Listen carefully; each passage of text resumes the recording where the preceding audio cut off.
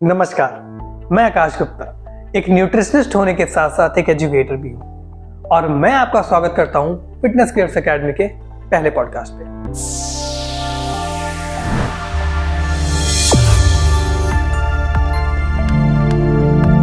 हमारा पहला पॉडकास्ट एक बहुत ही सेंसिटिव टॉपिक पर आधारित है जो कि है सेक्स एजुकेशन। हम आज के इस पॉडकास्ट में देखेंगे कि सेक्स एजुकेशन आखिरकार है क्या सेक्स एजुकेशन सिर्फ और सिर्फ सेक्सुअल इंटरकोर्स और प्लेजर पर आधारित है या ये और भी ज्यादा ब्रॉडर स्पेक्ट्रम में कुछ कह सकता है।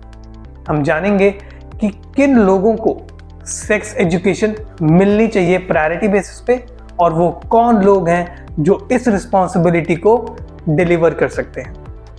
हम जानेंगे इसके बेनिफिट्स के बारे में। इस टॉपिक पर बात करने के लिए मैं तहे दिल से स्वागत करना चाहता हूं हमारे गेस्ट डॉक्टर प्रियंका जैन जी का, जो कि बाय प्रोफेशन एक मस्कुलोस्केलेटल फिजियोथेरेपिस्ट हैं और पैशन से वो फिटनेस केयर्स एकेडमी के डायरेक्टर होने के साथ साथ एक एजुकेटर भी हैं। तो चलिए जुड़ते हैं उनके साथ। नमस्कार डॉक्टर साहिबा। नमस्कार, आप सभी लोगों को मेरा प्रणाम। डॉक्टर साहिबा, सबसे पहले तो बहुत बहुत धन्यवाद अब हमारे साथ फिर से जुड़े एक अच्छे टॉपिक पर बात करने के लिए।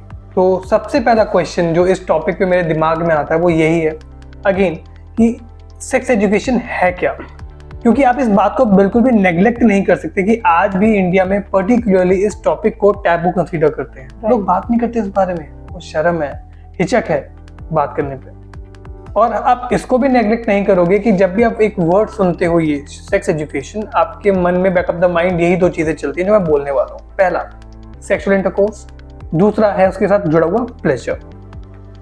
तो मुझे आपसे ये जानना है कि क्या वाकई में जो सेक्स एजुकेशन है वो इन्हीं तो चीजों तक लिमिटेड है या ये आगे भी कुछ बयां कर सकती है? तो what's your opinion on it? Sex education की डेफिनेशन में जाने से पहले हमें ये समझना होगा कि जब भी ये दो शब्द हम लोगों के सामने कहते हैं तो किस कॉन्टेक्स्ट में वो इसे परसीव करते हैं और एक्चुअली में वो क्या सुनना चाहते हैं। क्योंकि सेक्स एजुकेशन अब है तो दो अलग अलग शब्द, लेकिन ज़्यादातर लोगों का फोकस सिर्फ सेक्स पर रहता है और उसमें तो जाहिर सी बात है, जैसा कि आपने कहा कि सेक्सुअल इंटरकोर्स और प्लेजर ही आता है उसमें। लेकिन जो एजुकेशन है उसको तो लोग बिल्कुल इग्नोर कर देते हैं, नेग्लेक्ट कर देते हैं। अब जैसा कि हम सब जानते हैं कि जो एजुकेशन है it is a non stop never ending continuous life long learning process.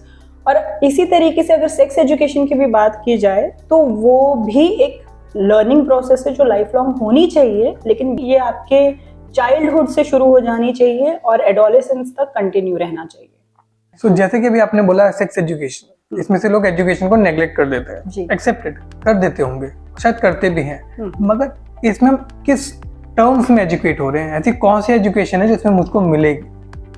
चलिए हम लोग बेसिक से शुरू करते हैं। तो कोई भी बच्चा सेक्स एजुकेशन में सबसे पहले तो ये सीखता है कि कितने तरीके के जेंडर होते हैं, कैसे वो जेंडर से एक दूसरे से डिफरेंट हैं दिखने में, कार्यशैली में, प्यूबर्टी क्या होती है, प्यूबर्टी के साइंस क्या हैं। अब प्यूबर्टी के दौरान फिजिकल चेंजेस भी आते हैं, मेंटल चेंजेस भी आते हैं। फॉर एग्जाम्पल अगर आप एक फीमेल की बात करेंगे तो उसमें फर्स्ट मेंस्ट्रुअल साइकिल होता है, मेल्स में वेट ड्रीम्स होते हैं। तो इस टाइम पर उन्हें पैनिक नहीं करना है, घबराना नहीं है, क्योंकि ये एक नेचुरल फिनोमेना है और बच्चों के लिए ये चीज़ें बहुत कॉमन बनाई जाती है। इस सिचुएशन को हैंडल कैसे करना है इसके बारे में सेक्स एजुकेशन में वो सीखते हैं। अब ये चीज़ें उनको अपने पेरेंट्स के साथ भी डिस्कस करनी चाहिए, इसमें ये तो बताया जाता है। लेकिन सारी बात तो ये है कि जब सेक्स एजुकेशन पेरेंट्स को भी मिलेगी और बच्चों को भी मिलेगी तभी तो वो आपस में डिस्कशन करेंगे। अब इसमें सबसे अच्छी बात यह है कि बच्चे ये भी सीखते हैं कि कैसे प्यूबर्टी के दौरान अपने प्राइवेट पार्ट्स को क्लीन रखना है जिससे कि वो इन्फेक्शन से बचे रहें, जैसे कि यूटीआई, जैसे कि जिसे आप यूरिनरी ट्रैक्ट इन्फेक्शन कहते हो। यस यस, हाँ, ये बहुत कॉमन है specially among females. Yes, that's very true. So अब प्राइवेट पार्ट्स को क्लीन रखने के लिए फीमेल्स में the importance of sanitary pads, tampons और कौन कौन से एसेसरी मार्केट में अवेलेबल है उनके लिए, तो ये सारी जानकारी भी इसमें दी जाती है। अब आप ये देख सकते हैं कि जब ये बॉडी के चेंजेस और अपनी बॉडी को कोई भी इंसान जब अच्छे से समझता है तो उसका अपने आप से तो एक अच्छा रिलेशनशिप बन ही जाता है, लेकिन पेरेंट्स भी इसमें बहुत इंपॉर्टेंट रोल प्ले करते हैं, तो इससे उनका फैमिली का भी जो रिलेशनशिप वैल्यूज हैं वो भी अच्छी हो जाती हैं। तो ये तो बहुत अच्छी बात कही आपने कि इसमें आप बहुत चीज़ों के बारे में सीखते हो, अपनी बॉडी के बारे में, और साथ ही साथ फैमिली की इन्वॉल्वमेंट भी है इसके अंदर। तो मैं ये भी कह सकता हूँ कि इसमें आपको फैमिली रिलेशनशिप्स के बारे में भी बात करते होंगे। देखिए, बहुत लोगों के पास्ट में जब अगर हम चाइल्डहुड की बात करें तो ऐसा होता है कि वो अपने ही फैमिली में लाइक अपने कज़न ब्रदर्स और सिस्टर्स की तरफ फिजिकली अट्रैक्ट हो जाते हैं। Okay. They get physically involve also, और ये उनके कल्चर के खिलाफ होता है। लेकिन जब ऐसा स्टेप वो उठा लेते हैं तो उसकी वजह से ज़िंदगी भर उनके दिमाग में एक स्ट्रेस फैक्टर क्रिएट हो जाता है। तो इसमें सेक्स एजुकेशन में यही लिमिटेशंस, यही बाउंड्रीज के बारे में बात होती है। आपका कोई रिलेटिव आपको अब्यूज ना करे, कहीं ज़बरदस्ती आपको फोर्सफुली वो किसी रिलेशनशिप में ना डाले। आपके लिए क्या हेल्दी रिलेशनशिप है, क्या अनहेल्दी है, कब आपको येस करना है, कब आपको नो करना है, what is right and wrong for you. तो ये फैमिली रिलेशनशिप में तो सिखाया जाता है, बट इसमें इनफैक्ट फ्रेंडशिप में भी आपका रिलेशन कैसे होना चाहिए उसके बारे में भी जानकारी दी जाती है। तो ठीक है, फैमिली बाउंड्रीज हो गई, आपकी जो फ्रेंडशिप में है वो बाउंड्रीज हो गई, but what about those people जो किसी रोमांटिक या लव रिलेशनशिप में खुद ब खुद अपनी वॉलंटरली यानी अपनी इच्छा से एंटर करना चाहते हैं। अब अगर हम लव रिलेशनशिप की बात करें तो ये बिल्कुल सेफ रहे आप सब लोगों के लिए, उसके लिए सेक्स एजुकेशन बहुत ज़रूरी है। फॉर एग्जांपल, एक फीमेल है वो प्री मैच्योर प्रेगनेंसी से दूर रहे, तो उसी के लिए इसमें द इम्पोर्टेंस ऑफ कॉन्डम्स और कॉन्ट्रासेप्टिव पिल्स वो इसमें बताया जाता है। अगर फिर भी फीमेल प्रेग्नेंट हो जाती है तो what are the dos and don'ts of abortion, क्या रोल है डॉक्टर्स का उन लोगों की लाइफ में, चाहे वो सेक्सोलॉजिस्ट हैं, गायनोकोलॉजिस्ट या फिजिशियन या फिर इनफैक्ट जो सर्जन्स हैं, उनका क्या रोल रहता है वो भी बात की जाती है।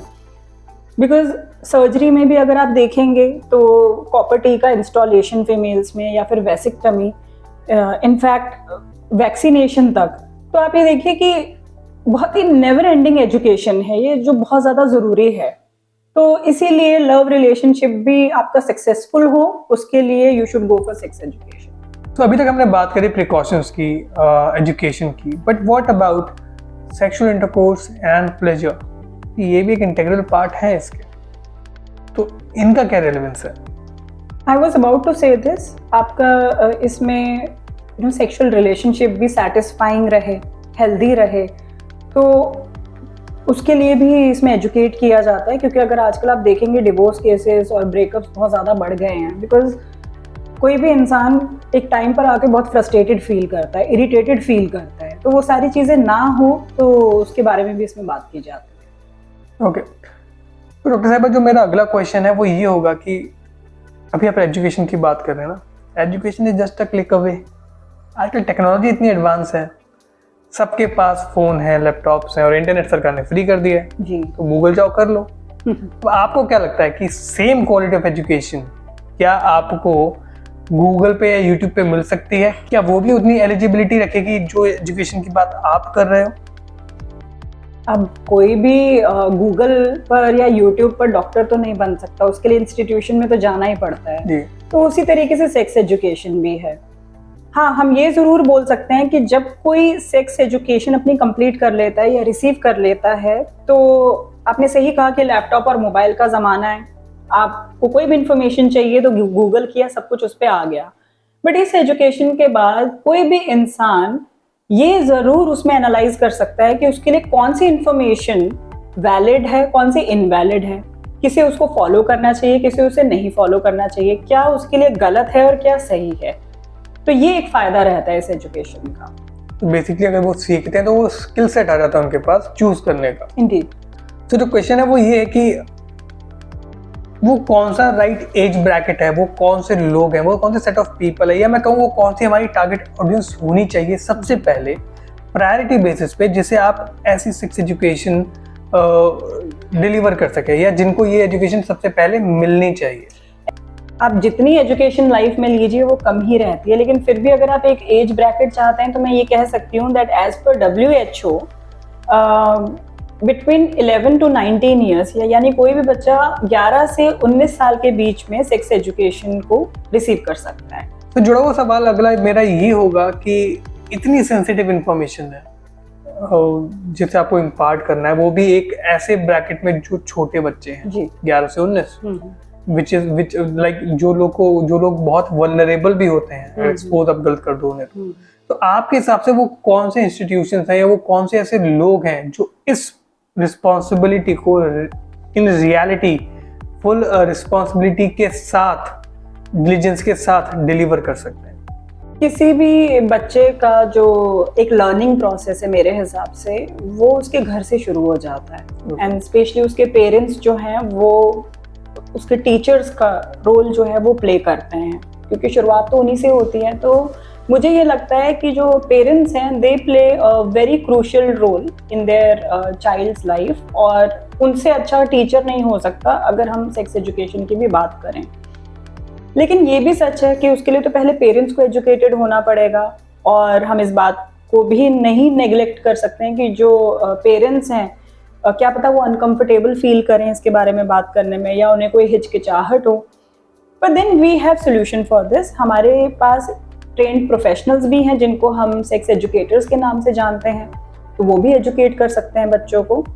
और मेरे हिसाब से जो मुझे ये लगता है, पर्सनली फील होता है कि जो प्राइवेट इंस्टीट्यूशंस हैं या जो गवर्नमेंट इंस्टीट्यूशंस हैं वहाँ पर भी एक स्टेप फॉरवर्ड लेकर उनको सेक्स एजुकेशन को प्रमोट करना चाहिए, जिससे कि हमारी सोसाइटी हेल्दी रहे, हमारी सोसाइटी के बेटरमेंट के लिए और उनकी नॉलेज बढ़ाने के लिए। तो ये स्टेप उनको भी लेना चाहिए। जो अगला क्वेश्चन है वो मेरा नहीं, आई गेस वो जनता के मन में ही चल रहा होगा, क्योंकि देखो उनको क्लियर कट आंसर चाहिए इस पर्टिकुलर टॉपिक पे। सेक्स एजुकेशन का ये बताओ बेनिफिट क्या है, तो मैं वही जानना चाहता हूँ कि व्हाट डू यू थिंक कि सेक्स एजुकेशन के क्या बेनिफिट्स होंगे अगर आप किसी को इम्पार्ट करते हो तो? वैसे ऑलरेडी इसके बारे में हम बात कर चुके हैं, लेकिन फिर भी मैं दोबारा इसे रिपीट कर देती हूँ। मैंने आपको शुरुआत में कहा था कि एक बच्चा इसमें जेंडर डिफरेंस सीखता है, तो जब उसे डिफरेंट जेंडर्स के बारे में पता चलता है, अब चाहे वो होमोसेक्सुअल हो या बायसेक्सुअल हो, वो रिस्पेक्ट करना सीखता है उस इंसान की, क्योंकि है तो इंसान ही। और दूसरी बात, जब प्यूबर्टी के बारे में भी इसमें किसी भी इंसान को पता चल जाता है, तो वो सोशली, इमोशनली, आप मेंटली बोल सकते हो, फिजिकली वो बहुत स्ट्रांग हो जाता है। और रिलेशनशिप्स की अगर हम बात करें तो रिलेशनशिप में मैं ऑलरेडी बता चुकी हूँ कि उसके लिए क्या हेल्दी है, अनहेल्दी है, कोई उसे अब्यूज तो नहीं कर रहा है, कहीं सेक्सुअली असॉल्ट तो नहीं हो रहा है उसके साथ। अगर ऐसा होता भी है तो उस केस में उसे कहाँ जाना है, किससे बात करनी है। तो ये सारी चीजें एक बेनिफिट ही है कि इंसान को पता रहता है कि राइट टाइम पे राइट एक्शन कैसे लेना है। ओके, नहीं फिर भी लोग नहीं मानते, बिल्कुल नहीं मानते। वो कहते नहीं भैया सेक्स एजुकेशन है, मतलब तुम सेक्स करना सिखा रहे हो। तो दे थिंक कि हम जाके बाहर बच्चों को या जनता को प्रवोक कर रहे हैं कि go and have sex, no problem, करो। ऐसा नहीं होता है एक्चुअली। हाँ, इस पे क्लैरिटी चाहिए जरा।